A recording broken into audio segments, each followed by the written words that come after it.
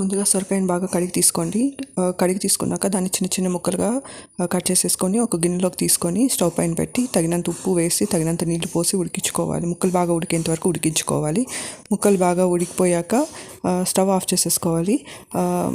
ఆ తర్వాత ఒక మిక్సీ జార్లోకి వేయించిన శనగగింజలు తీసుకొని కోర్స్గా పౌడర్ చేసుకోవాలి. ఆ తర్వాత కడాయిలోకి కొంచెం నూనె వేసుకొని నూనె వేడయ్యాక అందులో కొంచెం వడియం, కొంచెం దంచిన వెల్లుల్లిని వేసి వేయించుకోవాలి. వెల్లుల్లి బాగా వేగాక అందులోకి మనం ఉడికించుకున్న సొరకాయ ముక్కలను వేసి బాగా వేపుకోవాలి.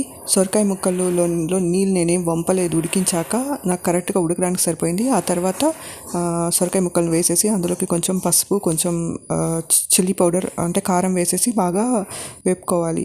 కారంలోని పచ్చివాసన పోయాక ఒక 2-3 నిమిషాల తర్వాత గ్రైండ్ చేసిన వేరుశనగ గింజల పౌడర్ని వేసేసి బాగా కలిపేసుకోవాలి. అంతే, వేడివేడి అన్నంలోకి ఫ్రై చాలా బాగుంటుంది. రసంలోకి, పెరుగులోకి కూడా బాగుంటుంది.